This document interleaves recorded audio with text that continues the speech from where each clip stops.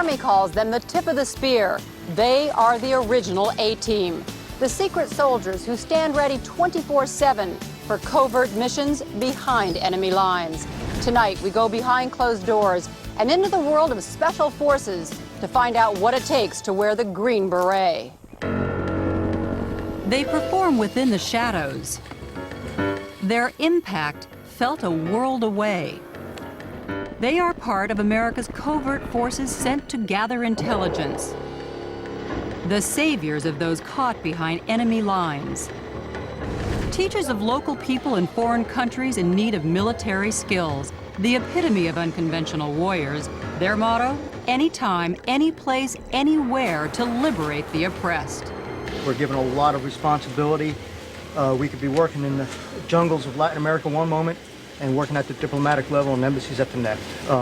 The variety of missions that we perform are numerous, and there's never a dull moment.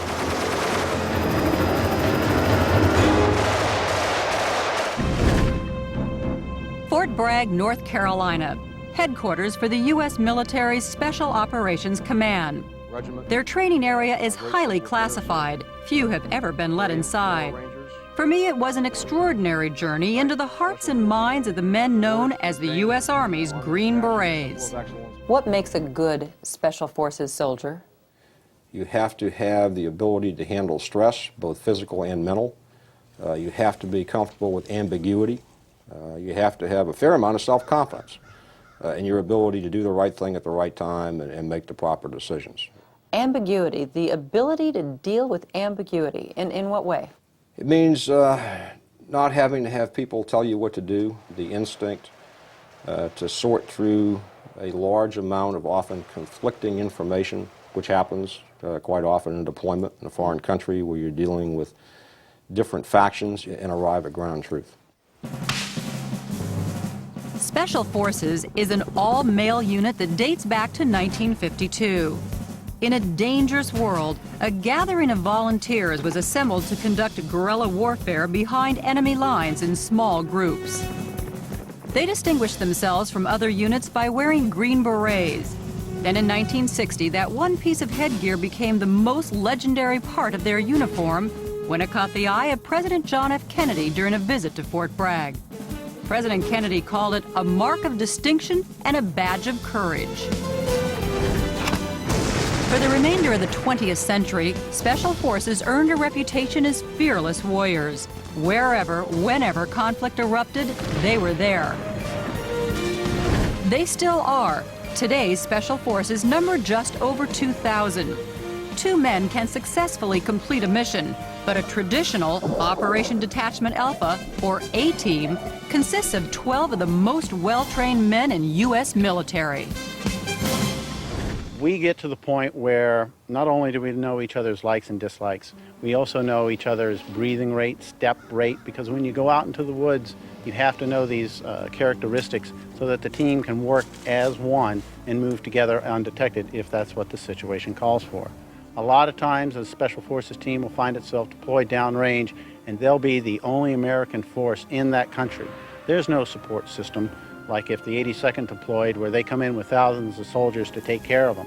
And Special Forces A-Team will have to depend on itself a lot of times, and that's why a Special Forces team has to be so strong. Often Green Berets are the first ones into an area of conflict. Their invisibility is key to staying alive, so we can't show you some of their faces, but their words reveal why they are willing to do one of the most dangerous jobs in the military. In Special Forces, I'll get the opportunity to do things that most people only get to see in the movies or dream about.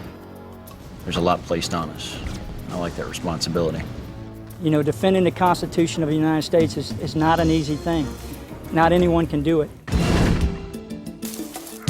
To really understand this exclusive community, you have to start at a highly restricted area for the beginning of the selection process.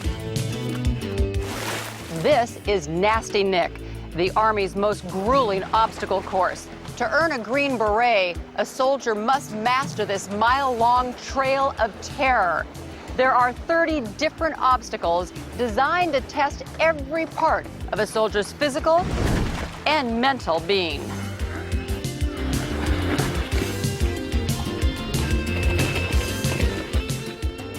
What are you looking for in this selection process? We want a guy who's physically fit because there are times when he'll be called upon to travel long distances, move very fast, carry heavy loads. So ultimately, a guy's core makeup has to be strong. He has to be tough. He has to be committed. He has to be persistent at what he's doing. Some of the obstacles out here are just downright scary. How do you help the guys conquer their fear? Everybody is afraid of something, whether it's going through a tunnel, going in the water, or being outside at night by yourself alone, dealing with the animals. We're all afraid of something. That's not what we're looking for. We're looking for the guy who can deal with his fears in a stressful situation. To even qualify, a soldier has already gone through basic training, graduated from airborne school, and served one full tour of duty. Less than half survived the grueling 23 days of physical and mental testing. And this is only phase 1. When we come back, I get a taste of how Special Forces survive behind enemy lines and learn firsthand how they get out in a hurry. Behind Closed Doors will continue in a moment here on A&E.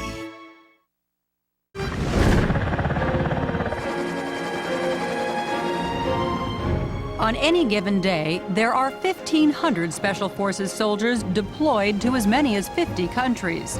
How they enter an area is represented on the patch they wear on their uniform.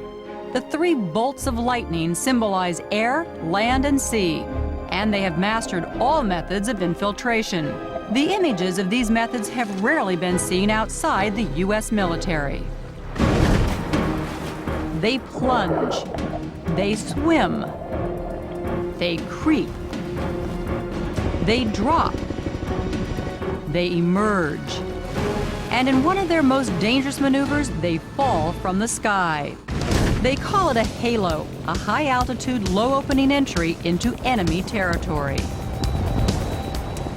The beauty with air infiltration is a lot of times we can exit the aircraft over a friendly country, glide in under canopy over the bad country, and land, and because we're such a small signature in the air, no one will know we're there. In a halo drop, Special Forces soldiers strap on large parachutes, weapons, oxygen tanks, and 130 pounds of gear. Then they plummet at speeds of 120 miles an hour from 28,000 feet, almost 6 miles above the Earth. In under 2.5 minutes, they open their chutes just 4,000 feet from the ground. Once they land, the mission begins. A Special Forces A-team consists of 12 specialists. There's a captain, a warrant officer, a team sergeant, an intelligence sergeant, 2 medical sergeants, 2 engineering sergeants, 2 communications sergeants, 1 light and 1 heavy weapons sergeant. But each man is cross-trained in his other teammates' skills. The reason is simple. Should a man be killed in action, another can perform his role. It's all about survival. And at Fort Bragg, I was given an exclusive lesson. We're going to talk about making fires. Basically just want a bow that's somewhere between 2 and 3 feet long, and any kind of a cord will work. In this case, I've got parachute cord, which may be carried by soldiers in the woods. And my stick, of course, is made out of yucca, and that's going to be the drill. What I'm going to do here is create a lot of friction by moving the drill back and forth, and that's going to cause this yucca to disintegrate. Then it's going to cause a coal to fall in here, and then if everything goes well, then we should be able to get a spark out of here. You should see some smoke start to come out. Oh, I sure do. Look at that. There we go. Look at that. Very cool. Very, wow. You've got it going. Whoa, there it is. So once you've got that, of course, you can put that into your fire stack, and you've got yourself a fire in the most primitive method. How long do you think you'd survive out there knowing all this? Forever. I went from soldier to soldier, each showing me a different method for survival, from making weapons out of found objects, to purifying water, to finding food in the wild. If we'll actually go down here, we'll start down at the bottom of the food chain with things that... The big bugs. Things that will actually make your skin crawl, but some of these things, the insects that you can ingest, are actually extremely high in a lot of vitamins, nutrients, and calories and those sorts of things. Protein even, right? These are worms that we've cooked up here that you can eat. Oh, we always hear about this. Generally, you want to break down your insects into hard-shelled and soft-shelled insects. So do all special forces then have to learn to eat worms? Yes, ma'am.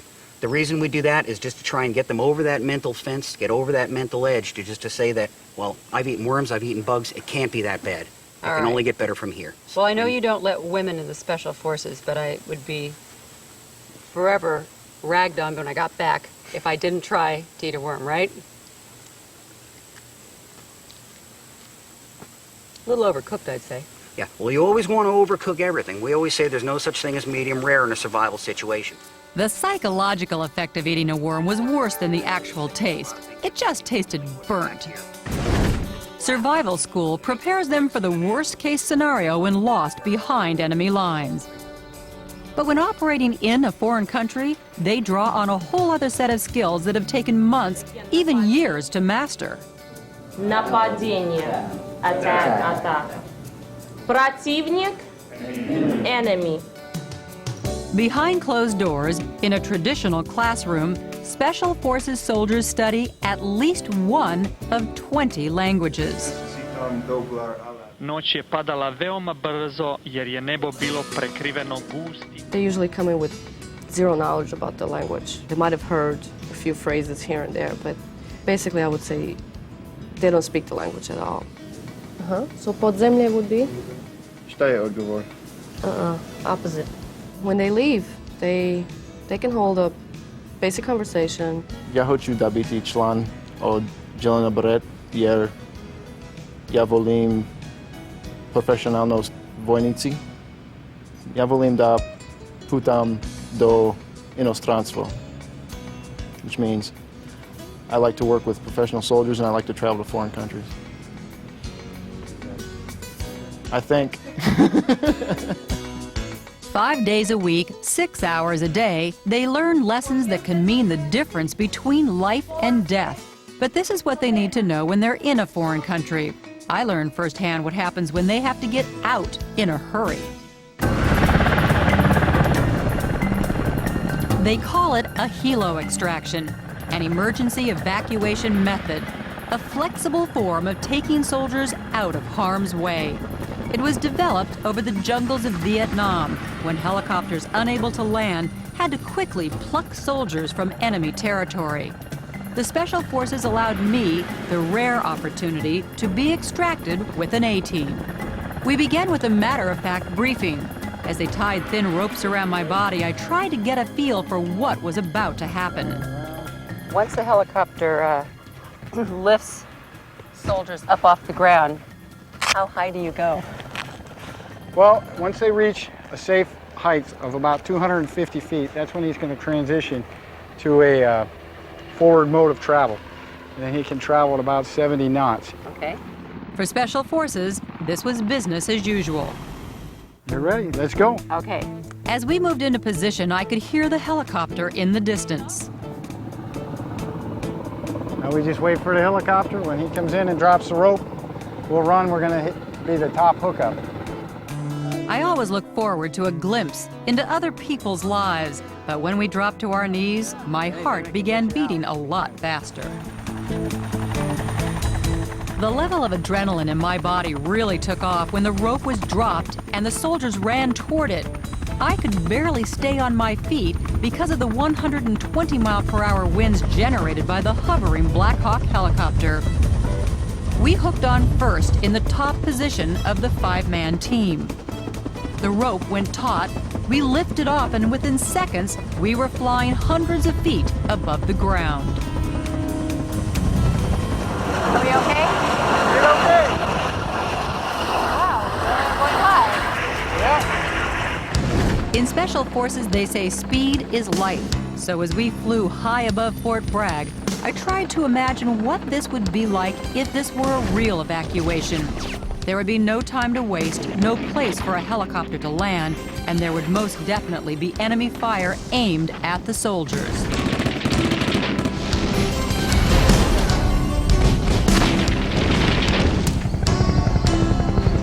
To get out of a bad situation, the Special Forces soldier would most likely leave everything behind except for his weapon.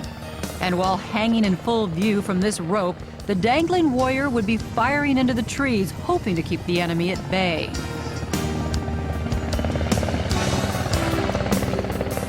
In this training mission, I landed safely after only 15 minutes. It was an experience I will remember for the rest of my life. When we return, I become part of one of the most dangerous training missions in Special Forces. Behind Closed Doors will continue in a moment here on A&E. Behind Closed Doors with Joan Lunden continues here on A&E. After a few days with the Army's Special Forces at Fort Bragg, I knew the basics. They can speak foreign languages.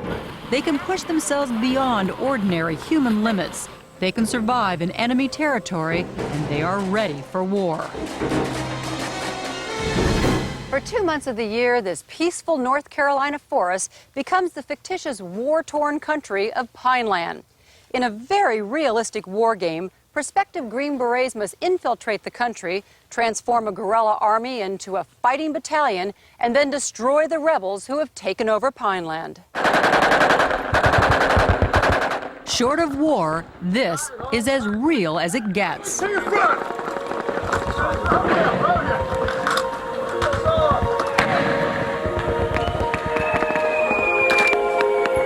I can't see nothing, no vest, no vest! I'm moving up, I'm moving up! This is the final test for soldiers training to be Green Berets. Here they're required to use everything they've learned in an unconventional warfare exercise codenamed Robin Sage.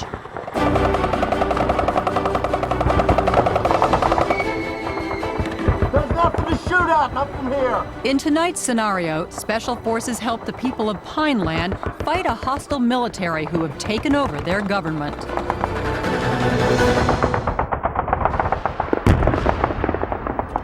In these mock war exercises, there are 150 local volunteers who play the part of the oppressed Pineland residents, 120 volunteers from the 82nd Airborne who play the role of the hostile military, 40 Special Forces instructors, and 120 of the Army's newest batch of secret soldiers. To get to this point, it takes 2 difficult years of training. Those who have done it feel it was well worth the sacrifice. The main thing you have to understand about us is we're extremely professional. We're extremely patriotic. We're not only killers. We're primarily war fighters, but peacetime we again like to win the hearts and minds of the people. We need to train as much as possible because you never know when the call will come out to actually do this for real. For weeks, these trainees will perform mission after mission in Pineland, each more challenging than the last, so that in the future when they engage a real enemy, little is left to chance. Get him! An A-team is well versed in many areas, but first and foremost, they are warriors. Warriors who know weaponry. We are in the top secret arsenal of the Special Forces. We cannot show you where it is or what the outside of the building looks like. For here, weapons from all over the world are stored, cataloged, and repaired. It is arguably the largest cache of firearms anywhere in the world. Okay, Joan, this is a heavy machine gun made in Sweden. This facility is so secure that even people in the military are not allowed behind these many closed doors without the right credentials. There are walls and walls of weapons secured by locked screen doors. In total, there are over 7,000 different arms from 29 countries spanning more than 100 years. That's a Czechoslovakian-made VZ-61 M12 Beretta. This is an M45 Bravo, the M50 Madsen. This is one of my favorites. It's got a lot of history behind it. This is the MP40. It's a German weapon that was used in World War II. And if you look, you can see some of the original Nazi-type markings here. That's a mini Uzi. A mini Uzi? A mini Uzi. The reason for this stockpile of arms is for training. Green Beret soldiers are sent into countries to help local citizens whose weapons are often old, out of date, or unusual. So how many different weapons might a Special Forces soldier know about? There's quite a few. We learn approximately 53 different weapon systems, from the pistol all the way up to the heavy weapon anti-tank. It is one thing to see the weapons in a warehouse, quite another to use them in battle. That was my next mission, a live ammunition training scenario with an A-team. But first, I had to demonstrate that I could handle a firearm. Release the bolt, go forward. I trained with a 7.5-pound rifle known as an M4. Special Forces use this weapon for varied missions, like close-quarter battle. The reason? It's accurate and it's lethal. Good shot. Shooter ready, stand by. Up.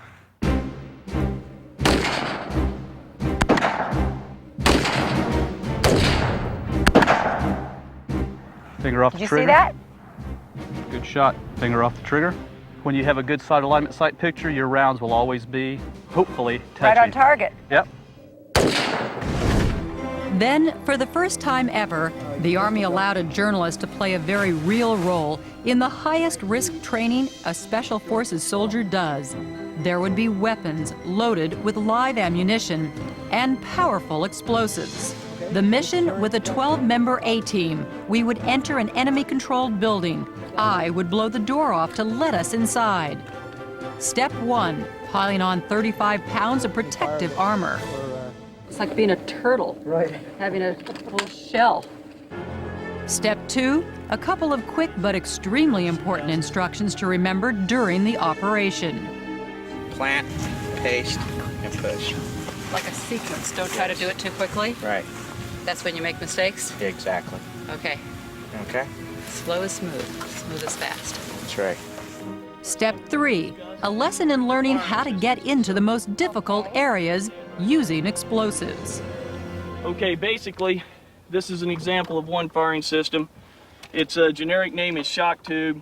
Name of this is Special Forces have a number of firing systems. They got me up to speed on the one we were going to use. This small explosive is so powerful that once initiated, the spark can travel at 6,000 feet per second. And when it finally reaches what they call the blasting cap, the discharge can actually take your leg off. What we have right here is a system exactly like you're going to employ up there. Now, go ahead, hold it firmly in your hand. Okay, now pulling this left one first, grab it and give a good firm jerk. Go to the second. Wow. And there you go. All right. That's about the same amount of deck cord that you're going to have down there on the charges. Now, when you're coming up, after practicing the handling and detonation, it was time for step 4. We would execute the mission for real. I'm ready. Sure. Well, let me give you a breakdown of what we're going to do here. Okay. We have received information that there's going to be a high-level meeting of these insurgents, and we need to go obtain some intelligence that they have. So that's the scenario. What we're going to do is Bravo team will move to the berm, and they'll set up an overwatch position, providing security for us. If they open fire, then we need to move with a purpose. Okay. Okay? Let's do it. My role during the exercise, to place the explosive in position and then detonate so we could enter the area. As we moved in, I kept thinking, real explosives, real bullets, real people. One mistake and a soldier could be injured, or worse, he could be killed. But this is how Special Forces train. They say you never want to do anything for the first time in battle, so they make it as realistic as possible. As I put the explosive on the door, the noise around me was deafening, but I forced myself to remain focused. One wrong move and this operation could become a catastrophe.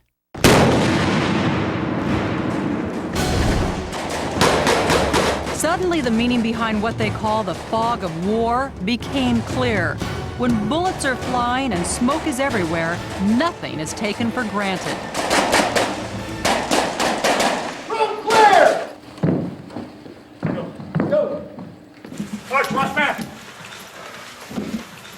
Does anybody else have their heart beating? Every time. Every time? Every Are you time. serious? Yeah. Goes down. I'll just go on record that doing that with all of this stuff on and the eyes and the whole thing, it's extremely hot and it's heavy and it's really an adrenaline rush, especially when all the guns start going off. Is this normal all the time? Yeah. Did you even notice the weight though once the charge blew? No. You don't even notice it. When it was all over, I couldn't help but think that this was just a training exercise that happens on a regular basis. In Special Forces, they don't over-dramatize the danger or romanticize the job. This is their way of life. And for one brief moment, they let me be a part of their world.